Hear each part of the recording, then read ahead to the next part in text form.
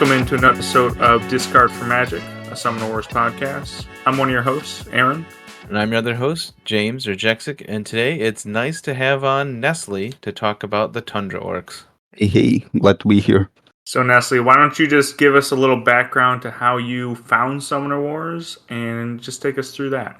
Yeah, I think I'm relatively, compared to like other people that you had on the podcast, that I'm one of the newer players. I only joined on like the 4th season in the 2nd edition in the app. I found it in like board game club that I have around that I just joined in, and there it was sitting on a shelf. One of my friends introduced me to it, found it really fun. Spent a lot of time mostly just playing in person before trying online. In that club there was only the 6 master set decks. Found the game really engaging. Like, it has a lot of things to think about. The positional placement of like moving the units is always fun to think about. I didn't play too often back then, but the deck that I enjoyed the most was probably the Cave Goblins, and I genuinely enjoyed them still. But nice to see that I've always had that love for the aggressive decks, even from the start. It was a little while later that you got into the app. I seem to remember you saying that Tundra Orcs were actually your free deck that you first started out with. Is that correct? Yes, I probably wouldn't be as much into them if they weren't, honestly. Genuinely, like, got into them, and yeah, I think they're just really fun with how much damage they can do, and just the aggressive playstyle really appealed to me, so I'm still glad that they were my first deck, even though I'm not too sure if I would be playing them as much if they weren't. I'm curious, like, how many people that happens to, because I've heard some people be, like, frustrated with their first deck, but I'm curious how many people, like, their first deck really pulls them in or is one of the factions that they really enjoy, and they might not have played it as much if they didn't have that as their first deck. Yeah, I'm not sure. The friend that introduced me to Summoner Wars, he's in the Discord, he's Petak PVZ. Instead of just creating an account and using the deck that they first got, they just created on their account, deleted it, and did it over and over again until they got exactly someone else. So I'm glad that this deck still spoke to me, even though I haven't done that shenanigans. Yeah, Savannah Elves are certainly good, and they're a fun one and a good starter too. He's still playing your friend, right? Because I came across him in the Turtle tournament recently too. I think I watched those games, honestly. He only recently got the full subscription and is trying out a lot of different decks now. Most of my and probably his time playing the online, we only used those decks, and whatever was the free rotating faction. Mm-hmm. I remember when the High Elves came around, you were really good with them too. You said you went 7-0 with them during the week you were able to play them or something. Yeah. That's probably where most of my games with Hell still come from. I like them still, but I think I broke my unbeatable streak, unfortunately, because I played them in 45 minutes and they're just not built for that. Yeah, they're a little tougher for that. I was really impressed that Bean did as well as he did with the High Elves in the 45-minute structure. Titus, man. Titus. I just looked up I thought I only had one loss. Apparently I have two. In the Turtle Mania, I saw Sky Spear Avians logo and just mistook it for Hyle, so I had to forfeit that game. Oh. So yeah, not even one loss anymore. There's 2 losses now. Why don't we jump into the Tundra Orcs, and why don't you start out with just giving us a couple general tips for players who just start playing them?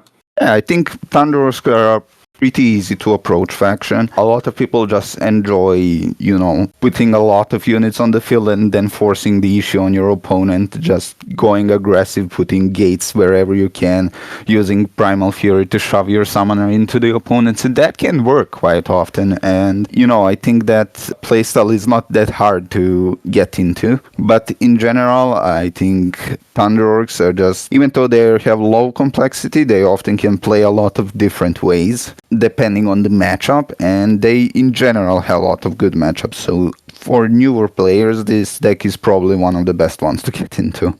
Yeah, I think it's definitely an easy one to approach. There's not a whole lot of different crazy plays you can pull off. They're fairly straightforward, but it doesn't make it easy to play. I know I've always struggled to play them well. Maybe it's just my play style doesn't go as well with them Maybe it's the fact that I don't discard enough and I'm not aggressive enough. I was gonna say, I feel like you definitely have to discard some cards with these guys. Their champions are pretty solid, and getting to that 5 magic just so you can at least threaten them seems helpful. I don't know if you would agree with that, Nestle. Yeah, especially like when you're going aggressive against your opponent, you really want to discard a lot of cards, and they have a lot of like under quotation marks auto discards, but in general just have a solid lineup of units that are just basically a lot of them are mostly just high stats. Like the smashers and the shamans are just big units with some downsides just because they have so much stats, and like the chargers and the fighters are just overall pretty decent units, especially when you take into account some synergies with the deck. Usually, like, you do have to discard a lot, and sometimes it can feel sad to, like, discard some cards, but in general, yeah, just make sure to get those early 8s if you're going aggressive. They're just that important. Yeah. And they don't necessarily have such a cheap deck that you are going to be not utilizing the magic that you get from discards. Are there any cards that you tend to always hold on to, or are you pretty much ready to discard anything if you feel like you should? The closest to the card that I like always hold on to is probably Shonk. And even then there's like, I'd say I hold on to him like 90% of the time. Not taking into account the games I either lose or win before I even get to play him. I play him probably 90% of the time as well. Shonk is just so much good stats. It really feels like a must play quite often. The only situation where you don't is like if he's early in your hand, and like you have like a lot of other cards that you want to hold on to if you just don't get to play him before the game ends. Even like the epic event for glory, there is a situation where I discard it. Like if I have like one image where I had like 3 smashers and 2 full glories in my hand. Hands like that are going to happen, and if that happens, don't be too afraid to discard for glory. It's one of the strongest events in the game probably, but depends on you having a proper hand for it, and sometimes you are just not going to. Yeah, for glory is an interesting one too, because sometimes if your rolls are bad, it can backfire, but sometimes you can use your units dying to let you shoot with ranged units through the space and stuff like that, so sometimes it's a good thing too. Either that or magic denial. Like if you have a charge that has 1 health, you would actually rather it die than do 4 damage and just stand there and give the opponent basically 1 free magic for 1 attack. So we talked a bit about For Glory. In what situations do you use their other events or not use them, as the case may be? Other events, some of them have like a bad reputation, like Freeze and Brutal Force are probably below the curve overall, but I think I always find some good uses for all of them. For Glory is probably the strongest one of the bunch, but the other ones have some very solid uses. Like, let's start one by one. Primal Fury is probably not the most obvious to use, but it has the most uses for what to do.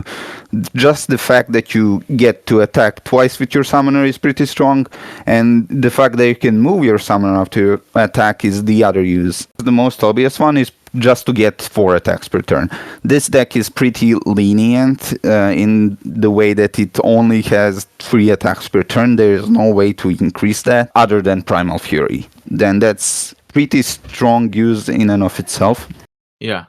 The issue is that it's easy to overextend your summoner when you're doing this. Just the fact that you're shoving your summoner into your opponent's face and being like, deal with him.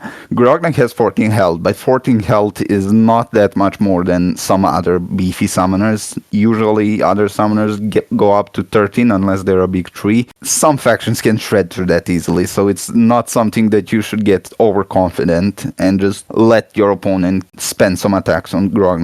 And besides Primal Fury, he doesn't have that many ways to actually get out.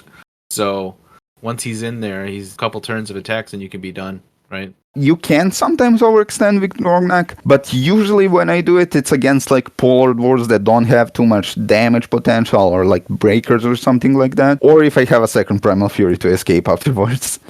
And even then, I need to make sure that I don't get surrounded. So if like I'm against cloaks and they out of the shadows me, and that's too bad, then I'm probably never gonna use Primal Fury in that matchup specifically, just because of that. Sometimes it's fine to overextend Grognack, but in a lot of matchups, make sure that you have some escape plan. Other few uses for Primal Fury, and that is that you can take a gate spot. Always very useful. Like if you have some opponent that just put a bog shaman in front of their gate or any unit with 3 health or something like that. Often find it worthwhile to go Primal Fury and just bamboozle through him and take that front gate spot. Not always too reliable to do this, especially if the unit has 3 health. You'll never go Primal Fury through like 4 health units, but I usually find that it's fine to go through 2 or 3 health units, and the way that the math works out, 15% of the time 4 melee won't do 3 damage, so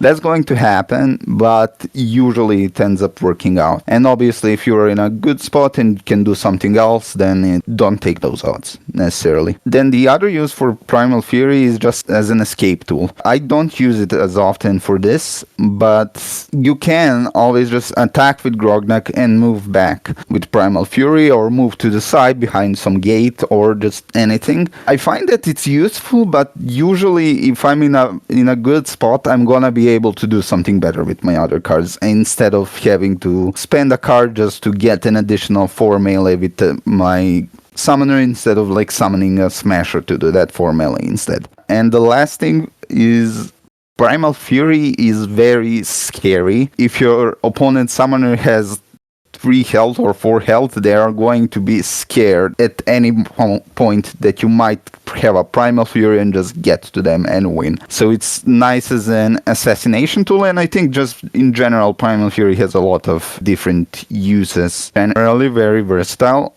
Usually try to spend both Primal Furies, but there's some specific matchups where you either discard them, or like if I start with a Primal Fury, like breakers who are not going to meet me in the midfield but be far away from me, I am not afraid to discard them then. So even though it's a very good event, I very often find myself discarding it still. Maybe, like you're saying, cloaks, or maybe I would think maybe sand goblins are another one where you might not want to just charge in there. You can like Primal Fury and then move to the side to attack the second time. And I haven't gotten that often, but it's probably the safest way to get those 2 attacks with Primal Fury. Still be safe afterwards. Yeah, there's obviously also Brutal Force Primal Fury, but I think I'll talk more about that in Brutal Force. Why don't we hop into Freeze? I'm curious what you have to say on Freeze, because that is probably the most dragged event in Tundra Orcs, at least, but definitely one of the most dragged events maybe in all of Summoner Wars. Yeah, maybe in Summoner Wars people often bring it up. Freeze is a very weird event. I think the whole idea of Freeze is like fine. Just like freeze, just stop a unit from existing for a turn, basically. Like that space doesn't exist and that unit on it doesn't exist for a turn, basically. I think the idea is fine, just situational, and the fact that it's unboosted unit really messes it up. Yeah. That just makes freeze very, very, very situational. And I usually, like, as often as, like I said, I play strong, that's how often I discard freeze, probably. Definitely some matchups where it is good. Like Vanguards, like just freezing Citadel Knights feels really good. Stuff like that. Yeah, against Vanguards is probably the best time for freeze to shine. But I find that in general, it has 2 main uses. It's a very good defensive tool. So like if Vanguards or like Forged or Fallen Kingdom is rushing at you, sometimes Fallen Kingdom because Undead Warriors can get boosted. But if some aggressive faction is just running in your face and you feel like you're on the back foot, Freeze is really good then because you just slow down your opponent. Usually what you have to do when you're playing defensively is just make sure that your opponent doesn't kill you quickly and you are like relying on the fact that you are going to win on economy afterwards. And just using one card to slow them down feels pretty fine overall. Just slow down your opponent slightly, you are probably winning the lone game. The other use is if the card you're freezing has something specific that you don't want it to have, which is, we talked earlier with Protect that Knights have, Oakswan Guard or Mind Warden in Deeproot Grogs, but the slight issue there is that both Deeproot Grogs and Chosen Grove are Earth decks, so that's the main issue with Freeze. Just even the situations where you're thinking of the other unit might just be boosted against any Earth deck. That's why Freeze is just totally unplayable. If you're freezing for a unit to lose Protect, that's probably going to put your opponent either in an uncomfortable spot or just take them off guard. Like, they're just like, oh, I'm protected here, he can't attack me with a melee unit, oh, the knight isn't there anymore, never mind. Or I guess he's frozen. I think one of the other things that you got to be careful with freeze is like the unit can still be damaged. It can't be attacked, but like for example, you mentioned Fallen Kingdom, and Fallen Kingdom can still blood summon off the unit, which is a fun interaction. Or even summon a loot ball. Yeah, or summon a loot ball. And I think they still count for like Ember summoning, like with the Phoenix Elves. So there's lots of little things where like you think the freeze will take them out, but they can still do things with the unit. Lots of little loopholes, but they still. I wish it was just like removed from play almost entirely, and like it couldn't be damaged or like summoned off of.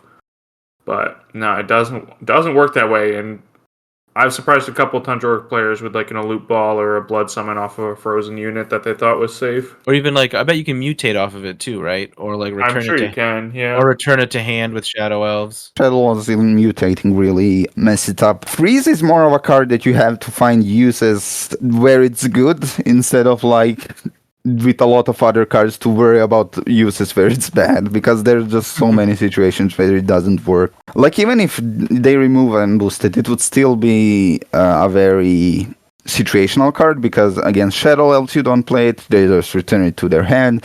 Against the Filth you don't play it because they just mutate. And I'm sure there's a lot of other cases they just don't necessarily come to mind. Because you're not even thinking about freeze, you know? Yeah, because like I'm in that matchup and I'm like, okay, I don't play freeze now.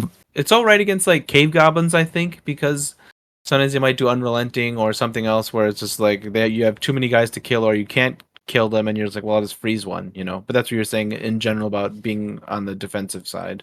Yeah, I think it also might be good. I don't know how often this would come up, but Swamp Orcs, if you ever could freeze a Drudger to hit Mug for a lot, that might be a use. But I don't know how often you would have to be locked in there. And that might be a bad thing.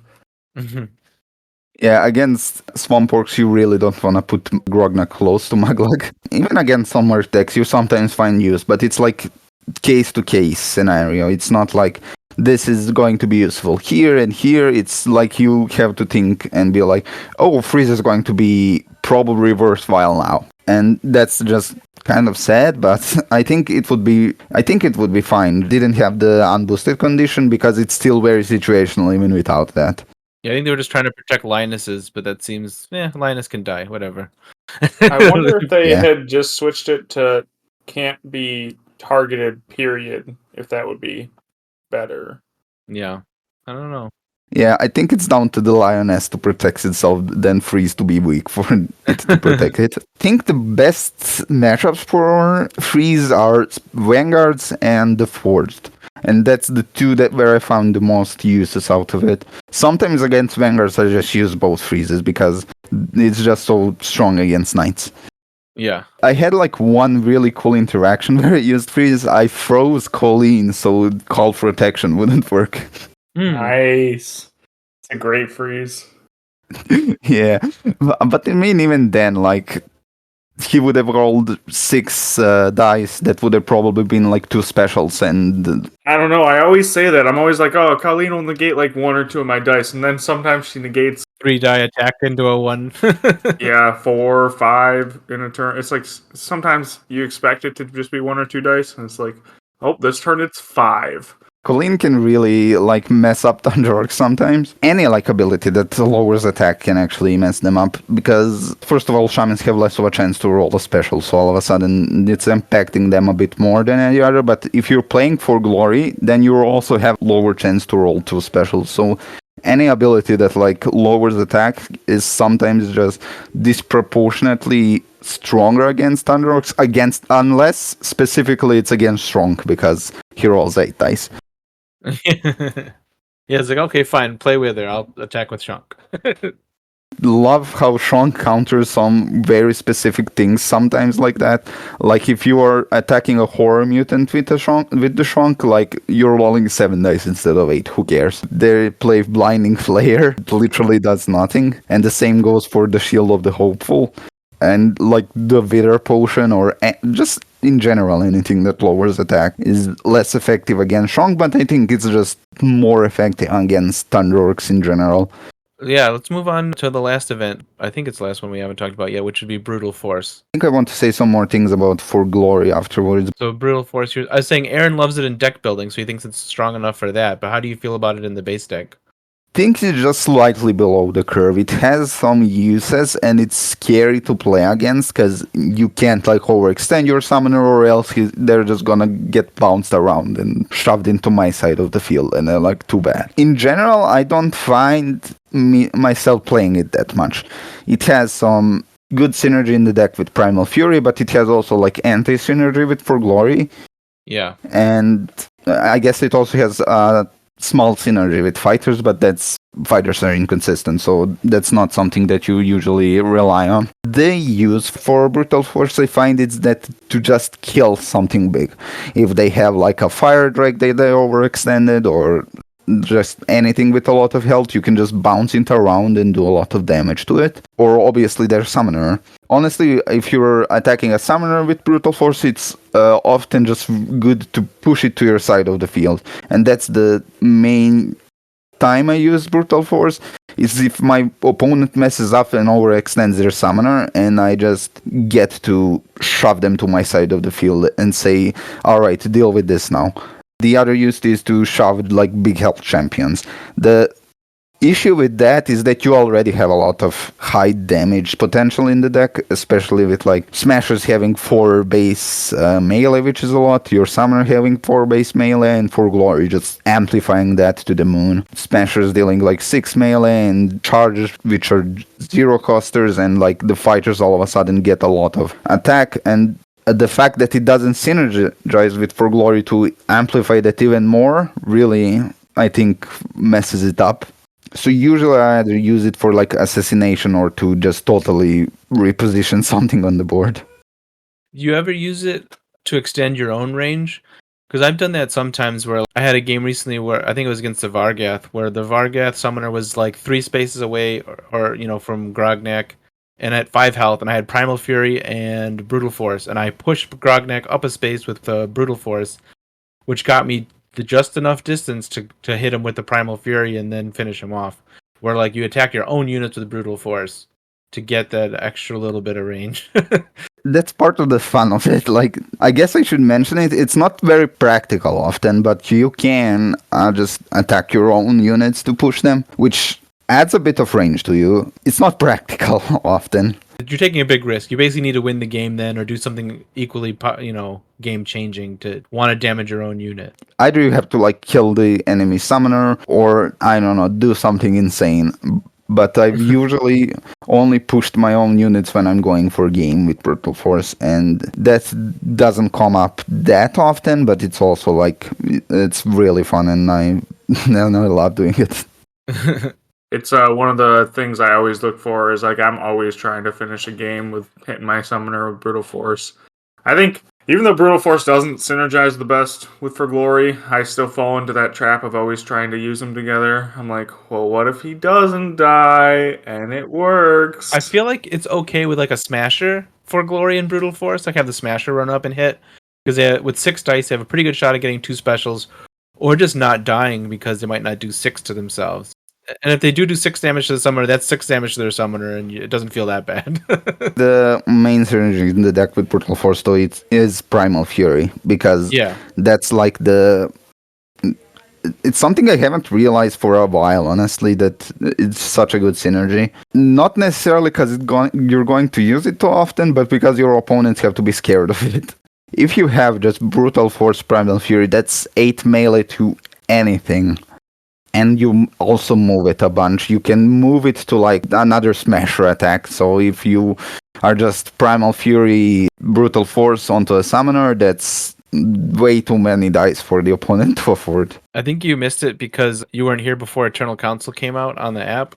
But there was a brief period of time where you could have 2 Primal Furies in play and triple attack somebody with Brutal Force. Yeah, I heard that was possible, and we didn't even realize it right away. There was like a 1-month period where people were doing it, and everyone's like, "Oh man, Tundra Orcs are so cool right now." And then Eternal Council came out and they changed the rule, so it didn't even work anymore. But I mean, I imagine it's probably not consistent, but double Primal Fury does certainly sound really good, especially with Brutal Force. Yeah, well, it was pretty crazy. You get, like you're saying, 8 dice is good, 12 dice was even better. You like Shank a lot, and you've talked a lot about Shank. What about the other two champions? Do you find many uses for them? Shunk is probably the most playable champion out of here, and by playable I mean way too playable. He's a bit too strong, but the other two I find are pretty balanced. They have their situational, but not too situational, and just have their times when they shine. I'll start with Ragnar, because Ragnar is a somewhat interesting champion. I've watched Ben 10 play once, and in the tier list where he was talking about champions or something like that, he said that he thinks that Ragnar is just slightly underpowered. I think he's just about right. So his stats are for 5 magic, you get 8 health and 3 melee. Pretty basic. Some champions have, usually the 5-cost champions have 7 health and 3 melee or ranged. Very good ability. Ragnar's ability isn't that game impacting, so the 8 health for certain helps him out. I think I often play him either just for the stats, because often as Tundra Orcs you're discarding a lot pretty early, or have some events which you don't want to play. Fighters, which I often discard, I discard a lot of them, and I just need to spend my magic somehow, and I just play Ragnar because either I've already played Shonk or I don't have him in my hand. Usually for that situation, Shonk is just objectively better because he's just better stats. But it's pretty nice to play Ragnar even like that. His ability, I feel like usually a lot of Tundra Orcs cards have the thing in common where they either do a lot of damage or do nothing, or do a lot of damage but kill themselves in the process as well. I feel like Ragnar is the opposite of that, because even if he misses, he gives you a boost on your summoner. And he obviously just gives you a boost on your summoner passively as well. So he just helps you out be more consistent, which I find helpful often. Just having more than one boost on Grognack can really impact the game sometimes. Well, yeah, because then it means later on, when you really want to get a 4 out of 4 with a Smasher or something, or the Shaman to hit, then you can rely on it a little more. Shamans just become way better with Ragnar, because all of a sudden they're basically not missing, probably, unless Ragnar is not giving you boost, which happens sometimes. Specials are obviously not the most reliable thing to get, but at least if he's not giving you boost, he's doing a lot of damage. He's good with obviously it's always good to have a lot of boost, but you can get a lot of use out of it if you really need some frenzy to happen. Usually if you only have one reroll and you want to do a frenzy, that's slightly more than 50% chance, but around 50% chance that the fighter is going to frenzy that's attacking if you reroll that dice. But with Ragnar, obviously you can get more dice, and you can more often rely on a fighter frenzying, which is most of the time not something that happens consistently. Fighters definitely get better the more boost you can get on Grognack, that's for sure. It's not so bad to just play him for the stats, though. Even just like that, he has 8 health, which is really hard to get through. Move on to Targan then? Yeah, Targan is a pretty interesting champion. I like her design, but she is kind of a wild card. Usually, as Tundra Orcs, in most matchups, you're going to rush at your opponent, summon 3 Smashers, a Shonk, and just say, deal with this. Targan doesn't play into that melee playstyle. She is very ranged champion. She has not that much health, but with only 6, which usually for 5 you get 7 health at the very least, but she has 4 attack, which is decent, and has 2 pretty good abilities. First of all, with Far Shot, that just allows you to, as Tundra Orcs, have a different playstyle where you just sit back and shoot at your opponent and play more of a ranged game, which Tundra Orcs aren't known for being ranged, but just having that option is really good. And with Far Shot, that just allows you to not get her into trouble that often, so her 6 health usually doesn't get destroyed that often if you're playing her properly. The other ability, Piercing Frost, that buffs up shamans, is also something that's very important to utilize in her toolkit. What I like to do with Targan often is place her, shoot something, and then if she gets attacked in retaliation the next turn, I just place a shaman in front of her, and now that shaman has 4 attack and is protecting her and can attack whatever she attacked earlier. she's a nice champion, but situational. In a lot of matchups, you're not gonna play her unless it's like a very specific board. I find her to be good against factions where you actually would rather play a range game as a Tundra Orcs, which those are cloaks. I like to play a ranged game against the Tundra Orcs because if you just rush at them, I find that usually doesn't end up working out for you. Against the Forge, Targan is pretty nice because they are pretty slow to come to you. Against Crimson Order, which having a ranged game is really important against them, Targan gets a lot of use, and even some other scenarios, like I can see her being useful against like Swamp Orcs or whatnot. I was gonna mention the Forge because I think it's funny when you can get her an attack a Sentry Cog from max range and not take the damage. That feels great. Yeah, especially since she's 4 ranged, so usually she's going to kill that Sentry Cog almost guaranteed with a reroll. So you just get free magic. Under quotation marks, you are using an attack, but still.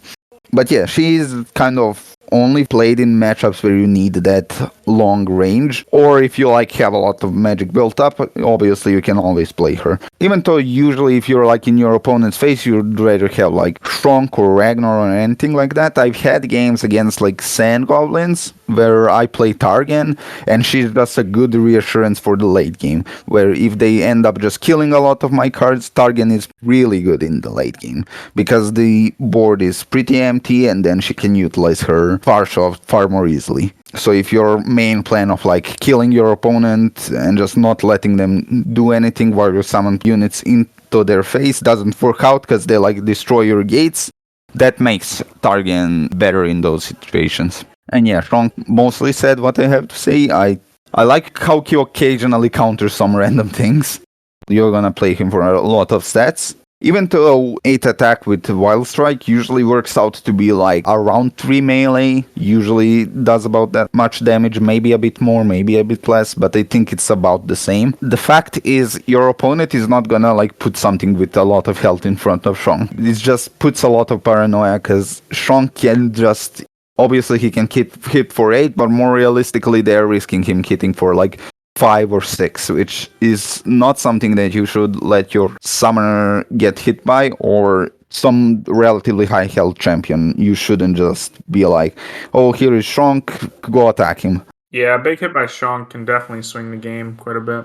Yeah, I've had games where like Shrunk just hits for 5 on an enemy summoner, and it just totally changes the dynamic. I think he's most straightforward out of the champions, just big stats. Do you find with Tundra Orcs, because they don't have a lot of range, they have Shamans and Targan, like you mentioned, do you ever find that in a matchup that your lack of range is hurtful or like harming your ability to play against certain factions? I think in the matchups where your opponent would rather play the ranged game, you can just like rush at them and get a gate and just force them not to go like that. But I find that their range games is actually not that bad, because Targan is just so good at that, and Shamans are really good common. Shamans are really good stats for their cost, even though they can sometimes just totally mess you up. I find that they are usually just pretty good overall. So even though their ranger game is probably still worse than melee, it's still not something, if you are far from your opponent, you just instantly lose. It's still not that way, yeah. Where do you think the Tundra Orcs are ranking-wise? We've now got 28 factions. Where would you place them in terms of like the tier list, or how strong you think they are? Probably about average, so I'd say around 8 here. They obviously have the potential to be way stronger, but I think overall, if you took a lot of games with like every faction, they would place even higher, like probably A+ or something like that. But their weakness is inconsistency, and sometimes you're just gonna get messed up. Even though your summoner can just reroll anything, sometimes the dice just aren't gonna go your way. It's going to happen, and that's why even though your win to loss ratio probably isn't going to suffer that much with them, there are going to be games where you just lose because you just didn't roll properly. I think in general they have a lot of tools to push them, to help them out, not be on the weaker side, but not necessarily on anything too strong either. What are their best matchup? Someone's trying to learn Tundra Orcs. What do you think some of their good matchups are to kind of learn the faction and do well in those early steps? What's their best chance of winning? The two best matchups for them, I find, are against Polar Dwarfs and against Storm Goblins. Storm Goblins, interesting. Yeah, Storm Goblins. I think it's more due to Storm Goblins than to Tundra Orcs, so I'm gonna talk more about Polar Dwarfs. It's just the fact that they do so much damage. Polar Dwarfs often can build a wall with a lot of health, and the opponents can struggle to just do so much damage. But Tundra Orcs have such a high damage potential that it doesn't necessarily impact them too much. Especially since the golems have 5 health, for Glory Smash, we can just one-shot them. And non-for Glory Smashers one-shot the mages. Usually. With a reroll, it works out to be around a 75% chance to kill a mage. And the other thing is that Polar Dwarfs don't have a high damage potential themselves, unless they have an Ice Smith, but usually players don't go for them because they're the less consistent part of the deck. That allows you to just utilize Grognack way more. And that's always nice. Tundra Orcs are a type of faction that just often loves pushing their summoner with the attack and just helping out. So you're saying that Grognack can be more aggressive against the Polar Dwarfs because they lack the single target damage that some other factions might have? Yeah, precisely. Especially with Ice Ram not being able to push summoners. That definitely changed that matchup, I believe, yeah. Often you are able to just put Grognack in the front lines because they aren't gonna do too much. There is a thing to look out against them though, and that's I incentivize you to use Grognack a lot. Don't be too overconfident because Ice Ram Glacial Shift can still push something around Grognack to just trap him. I had a game in the last Tournament of Champions against Orange Lazarus, who played Polar Dwarves, and I had an amazing positioning. I was really positioned properly to utilize Grognack a bunch, and I had a Shonk and everything and a card advantage. Thing is, he had Ice Ram and 2 Glacial Shifts in his hand, and just Grognack got totally surrounded, and I didn't have anything to bail him out. You can utilize Grognack a lot more in this matchup. Don't get too overconfident. Still look out for what your opponents can do. And I'd say probably avoid going into their second row, because then you can just have a gate placed behind Grognack, and then he's stuck that way too. Yeah, I find that to be more of an issue against Sand Goblins, because they just have a lot more structures. Against Polar Dwarfs, still, I think that's just good to keep in mind in any matchup, honestly. If you put Grognack in a second rank, your opponents are gonna put something behind him, put a gate behind him, and it's too bad. It's just that against Storm Goblins, positioning your units far away from each other is really good, and having a lot of bulky units is really good. So Tundra Orcs just happen to fit the bill in both of those.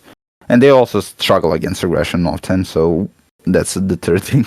Unless it's specifically Fungal Dwarfs. Yeah, Fungal Dwarfs, rough. So we talked a bit earlier about how you have to discard a fair amount with this faction when you're being aggressive to keep that pace up. What cards do you normally go to when you're discarding cards? What cards are the first ones that you discard, have no problem tossing? Usually the main discard and the cards I discard the most are fighters. Even though I like every common in the deck, I think fighters just are the least consistent, first of all, and also don't have anything that inherently helps them out. How charges are really good with For Glory, or how smashers with For Glory can kill something, and how smashers are just a lot of stats. Just being able to do 4 melee is usually good against a lot of factions. How shamans are just really good, and the only ranged unit in the deck which helps them out a bunch. I think fighters just don't have anything going for them in that regard. Probably the easiest discard out of the commons. The easiest discard overall is probably Freeze, and also find myself discarding Brutal Force quite often. Freeze just, usually how you play Freeze is if you draw it and it's good in that scenario, you play it. Or if you can foresee that it's gonna be good next turn. But usually you draw it, you discard it unless you see something that's very, very specific that's gonna help you out. Brutal Force is the other one. Even in the games where you use it, you usually use one of them tops, not necessarily both of them, so it's fine to discard one of them. And an early Primal Fury I also discard quite often. But out of the champions, you can discard Shonk Keys in your starting hand, and the rest of your hand is pretty good. But usually the easiest one to discard is Targan, unless it's a specific matchup where Targan is really good. But usually if I draw her, I discard her unless it's the matchup demands me to play her. For Glories, I usually never discard unless I have two of them in my hand, or if one for Glory is at the end of my deck and I only have like 1 or 0 commons on the field. So in general, it sounds like you discard more than a lot of other decks, and that's perfectly fine. I think it's just part of the learning process with them.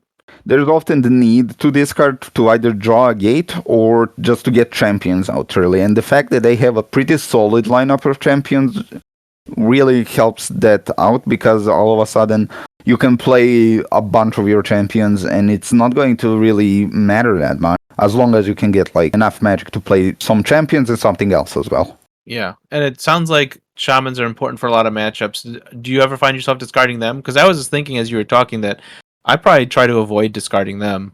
Yeah, shamans are probably the hardest one to discard. Shamans and chargers are the two commons I discard the least, probably. Well, first of all, the shamans are just too big of stats for their downside, especially since Grognack negates it. Just the 4 health for 1 is super hard to get rid of. It's probably the best bulk in the game to get. Just 4 health for 1. I guess you could say that maybe climbers are better, but it's about as good as you're gonna get. It's just hard for them to get rid of, and yet they can still do a lot of damage. Obviously, sometimes they're gonna do 0 damage disproportionately many times, but still. That's also why the range game of Tundra Orc is so strong. Just the fact that they're such a good unit helps the deck out a bunch. Sometimes I do discard them. If I need to get that 5th magic to play Targan or to play Strong, and I have a few other chargers to, help out with that. Chargers are the other common I discard the least, probably because they are just such good synergy with For Glory, and the fact that you can always play them. The fact that they cost 0 is really good, because all of a sudden if you are running in your opponent and you don't have that much magic because you're playing a bunch of your cards, you spend your turn to just position yourself nicely, and even though you're killing some stuff, you don't end your turn with a lot of magic. Just having a 0 coster really helps that out, and their synergy with For Glory is probably the best synergy with the common in the deck. You really like them dying, deny the opponent the magic, and you get 4 melee with them, which is really nice. There's also, with For Glory, really good synergy that at no point can an opponent allow you to attack their summoner even from just one side, in case you have a charger, a shaman, and For Glory, because all of a sudden the charger attacks the summoner, dies, and then the shaman attacks from behind. And that's 9 dice already. That's just not something that any deck, frankly, can afford to take. Unless you're Crimson Order and you get down to 1 health and you just slowly build it back up. The funny one, I think I've even tried for 3 attacks in a row. Like with 2 shamans, if like one of the shamans already taken damage, and hope that I get that one to die too, and then attack with a 3rd from that angle. Did it work?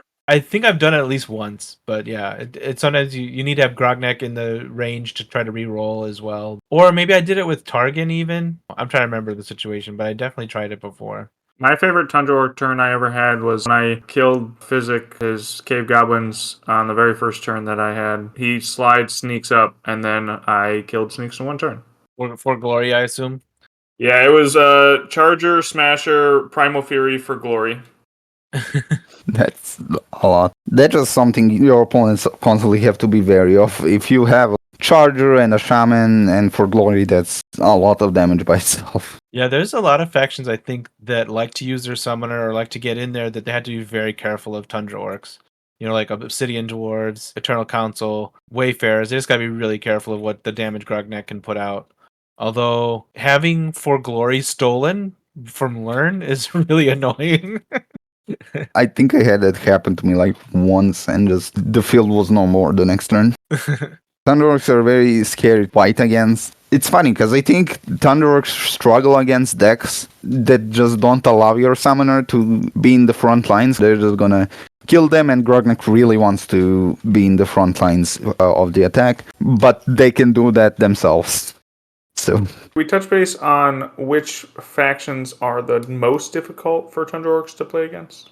I wanted to make a note where I just rated every matchup against Tundra Orcs. It was just a lot of work, but in general, I think the 2 worst matchups for Tundra Orcs, they struggle against any deck that just doesn't let you shove your summoner forward. Think of like Fallen Kingdom, where they can just kill them if they're forward, or Cave Goblins, or Cloaks, yeah. You can still play against them. Usually the way that you do it is by, staying back and just making sure not to overextend. That's not the optimal playstyle, Tundra Orcs. Other bad matchups usually I find is if you're fighting in the midfield, but your opponent just has better tools to do that. Even though Tundra Orcs are not like the worst to just fight in the midfield, I find that it's sometimes hard to deal enough damage to kill cards against some decks that just shove too much health on the field to deal with. Even though against Fuller Dwarves they're pretty good, I still struggle against like Vanguards, which just shove a bunch of knights constantly on the field. It's hard to just attack Sarah because of Protect, even though the niche case scenario of Freeze helping you out with that doesn't necessarily always work out because it's in the summon phase. So Grognack would have to still be close to the knight and then you'd have to get that damage. And even though Shamans can do some good damage against Sarah, they're obviously still inconsistent. The other matchup that's really bad in this regard is against Crimson Order, because they just are going to out-economy you if you just fight them in the midfield and you don't have enough of tools to just kill Daemar, as most decks don't. Your reach is good enough but not that strong. So in general, I think the worst matchups for Tundra Orcs are against Cloaks, Fallen Kingdom, and Crimson Order. Those factions are hard to deal with. Cloaks and Fallen Kingdom because you can't utilize your summoner that easily, and Crimson Order because they're just going to out-economy you, which is a slight issue against Vanguards as well, but Vanguards are Vanguards, so it's not too hard to deal with them. Yeah, that makes sense. I really dislike the Tundra Orcs versus Crimson Order matchup. It's Tundra Orcs' worst matchup for sure, and I think it's really bad just in general because I played it a bunch, and even though you have some really good commons and some really good champions, especially with Targan, who's really good against Crimson Order, you still often get outvalued.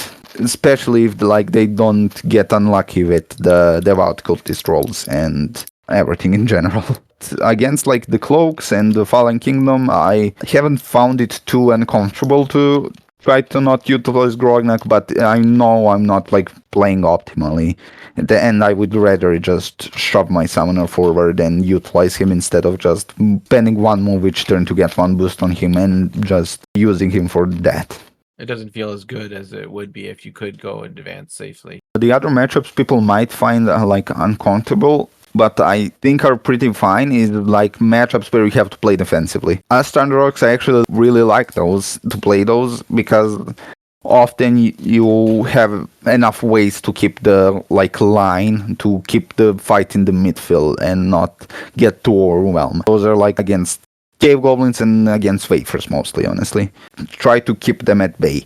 And usually your strong units are going to overwhelm theirs, especially since Shamans are such good bulk and Chargers are just spammable. And Shonk is also obviously, with 11 health, has a lot of staying power. But yeah, in general, I think as Tundra Orcs, you either play really offensively, really defensively, a ranged game, or just fight in the midfield. I find that usually if you have to play the ranged game, it's not the best matchup for you. The factions that can dish out a bunch of damage to your summoner, if you're not careful, can also mess you up there. But as you were saying too, there are some factions that want to play the range game that you can just advance on, probably say Breakers are one where it's not a bad matchup at all because you can just rush in there.